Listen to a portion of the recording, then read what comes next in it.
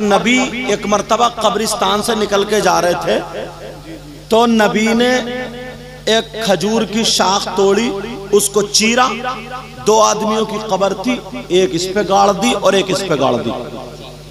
صحابہ نے پوچھا آقا ایسا کیوں کیا؟ جو بھی کام نیا ہوتا تھا نا پوچھتے تھے، توجہ رکھنا، ایسا کیوں کیا؟ نبی نے فرمایا ان دونوں قبر والوں پہ عذاب ہو رہا تھا اور یہ میں نے شاخ گاڑ دی ہے، جب تک یہ ہری رہے گی اس وقت تک یہ تسبیح پڑھتی رہے گی اور عذاب نہیں ہوگا۔ اسی لیے ہم پھول بھی ڈالتے ہیں تاکہ تسبیح بھی ہو جائے اور خوشبو بھی ہو جائے۔ جنہیں تسبیح اور خوشبو نہیں چاہیے، جو مر گئے مردود، جن کی فاتحہ نہ درود، ان کو تو چھوڑو، وہ تو یہاں بھی بدبودار وہاں بھی بدبودار۔ میں خوشبودار کی بات کر رہا ہوں، توجہ رکھنا۔ تو صحابہ نے پوچھا آقا ان پہ عذاب ہو رہا تھا؟ کہاں؟ ان میں سے ایک شخص وہ تھا جو پیشاب کے چھینٹوں سے نہیں بچتا تھا، پیشاب کرتا تھا، چھینٹاتے تھے، ناپاک رہتا تھا۔ تو اب سننا، پیشاب ناپاک، کوئی بیٹا پیشاب پینے لگے، باپ کہے ہٹ ہٹ ہٹ، ماں اسے کھانا نہیں، ہٹ ہٹ ہٹ، اس کے برتن الگ کر دیے جائیں گے۔ شاباش، بہت اچھا، ایسے ہی کرو۔ بعض فقہا فرماتے ہیں، مسئلہ سن لینا، میں آنکھیں کھول کے کرتا ہوں تاکہ ایک ایک بات، اور اگر ادھر ادھر کرو گے تو میں ہٹ جاؤں۔ بڑی محنت سے بلایا، بڑی مشکل سے تاریخ، تو کچھ باتیں دے کے جاؤں میں تمہیں۔ فقہا فرماتے ہیں جیسے پیشاب ناپاک ہے ویسے ہی شراب ناپاک ہے۔ ناپاکی میں پیشاب کی طرح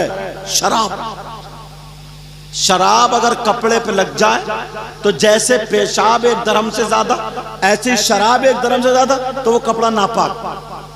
اب کیسا یار مولا کائنات حضرت علی آئے ہائے کرم اللہ وجہ کریم کا چاہنے والا ہے کہ جس منہ سے آقا کا نام لے اس منہ سے شراب پیے، اس منہ سے شراب پیے۔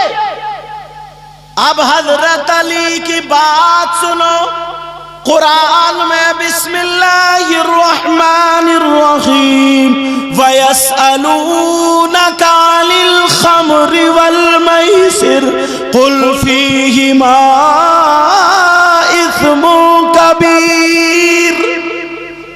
اس کی جو شان نزول ہے، اعلیٰ حضرت نے جو ترجمہ لکھا ہے، اس کے صفحے پر ادھر حاشیہ ہوتا ہے نا، اس میں گھر جا کے دوسرے سپارے کی آیت ہے نا صاحبی، بولو نا، حافظ نہیں ہو؟ اچھا یہ حافظ، دوسرے سپارے کی آیت ہے یہ، گھر جا کر کے دیکھنا، ادھر شان نزول میں ایک واقعہ لکھا ہے، وہ بتانا چاہتا ہوں، حضرت علی سے متعلق ہے۔ حضرت علی کیا فرماتے سنو۔ آج کتنے لوگ شرابیں پی رہے ہیں، کتنے لوگ بیئر پی رہے ہیں شراب کے نام پر، اور اگر بیاہ شادی ہو جائے تو پہلے تو لوگ ناچنے والی عورتوں کو لاتے تھے جن کو نچنیے رنڈی وغیرہ بولتے ہیں، اور پھر اس کے بعد پیسے تھوڑے کم ہو گئے، وہ زیادہ لینے لگی تو آدمیوں کو لانے لگے جن کو بھانڈ بولتے ہیں، ان کو عورتوں کے کپڑے پہنا ہے، جھوٹی عورتیں وہ، ارے سچی تھوڑی تھی، نقلی تھی، ان عورتوں جیسے کپڑے پہنائے، کریم پاؤڈر لالی بالکل عورتوں کی طرح بنایا، انہوں نے اپنے دل بہلا لیا، ان کو نچا دیا۔ اور اب تو بس لانے کی ضرورت، ڈی جے رکھو، محلے کے گھوڑے کافی ہیں، محلے میں اتنے گھوڑے مل جائیں گے، نچکئیے ناچنے والے اتنے مل جائیں گے، اور اماں سمجھائے گی نہیں، پھپھو خالہ سمجھائے گی نہیں، چھت پہ کھڑے ہو کے دیکھ رہی ہے، بیٹا ناچ رہا، بھتیجا ناچ رہا، بھانجا ناچ رہا، اجی شیٹ اتار کے گھما رہا، ننگا ہو گیا کہیں کا ننگا، پینٹ نکلی جا رہی ہے اس نچکئیے کی، بعد میں اماں بھیج رہی ہے 20 کا نوٹ لے جاؤ۔ اس سے پوچھو کولے مٹکا رہا ہے، گانے پہ ناچ رہا ہے، شرم و حیا غیرت کرو. یہ کولے کسے دکھا رہا ہو؟ کس کے سامنے کولے مٹکا رہے ہو؟ چھت پہ تمہاری اماں کھڑی ہے، دیوار پہ تمہاری بہن کھڑی ہے، دروازے پہ تمہاری بھانجی کھڑی ہے. کم سے کم اپنی بہن بھانجی کی تو شرم و حیا کرو، غیرت کرو کچھ. ارے کسے کولے دکھا رہے ہم؟ کیوں ناچ رہے ہم؟ شرم و حیا غیرت کرو.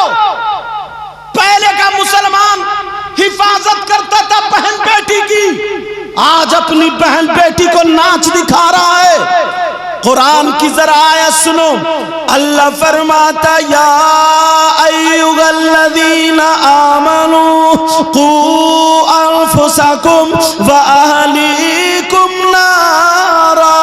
اے ایمان والو، اپنے آپ کو اور اپنے گھر والوں کو جہنم کی آگ سے بچاؤ.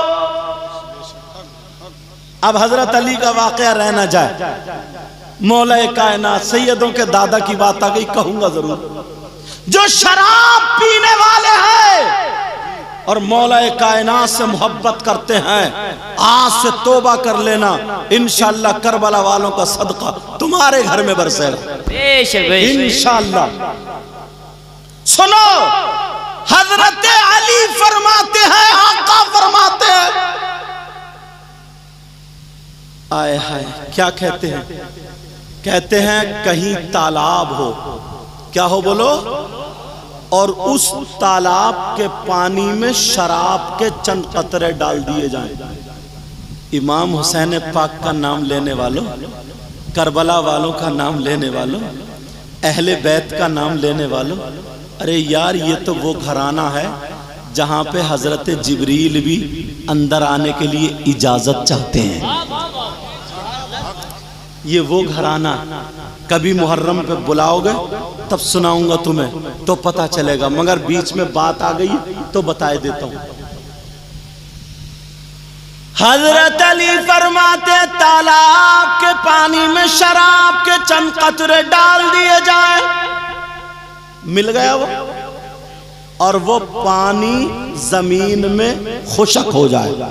کیا ہو جائے بولو؟ زمین میں خشک ہو جائے. اور وہ پانی زمین میں خشک ہو گیا، خشک ہو گیا دونوں. اب اس گرمی کے موسم میں ہو ہی جاتا. اب اس زمین پہ گھاس اگ آئے، جم جائے، جم آئے، جو بھی اپنی زبان میں بولتے ہو، گھاس اس زمین پر آ جائے. کون کہہ رہے ہیں؟ کون کہہ رہے ہیں؟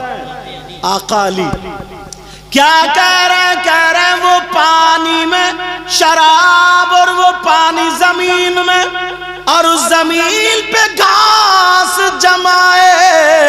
آقا علی فرماتے ہیں اب اس گھاس کو اگر میری بکریاں چر لے، میری بکریاں کھا لے، آقا علی فرماتے ہیں علی وہ کہ ان بکریوں کا دودھ بھی نہیں پیے گا. آئے ہائے ہائے ہائے. آقا علی فرماتے شراب پانی میں، پانی زمین میں، زمین میں گھاس، گھاس بکریوں کے پیٹ میں. اب میرے آقا علی کا تقوی یہ ہے، فرماتے ہیں کہ میں ان بکریوں کا دودھ بھی نہیں پیوں گا. اور تم مولا کائنات کے چاہنے والے، کربلا والوں سے پیار کرنے والے، پھر شراب؟ منہ میں شراب آ سکتی ہے کیا؟ جس منہ سے اللہ کا نام لو. میری بہنیں بیٹھی ہیں، ایک باریک مسئلہ سمجھا دوں اگر اجازت ہو تو. مجھے یہ بتاؤ سمجھ میں آ رہی ہے باتیں؟ اچھا ہاتھ بہت اٹھاتے ہو کیونکہ یہ بھی ہم لوگوں نے تمہیں سیلف سٹارٹ کر دیا.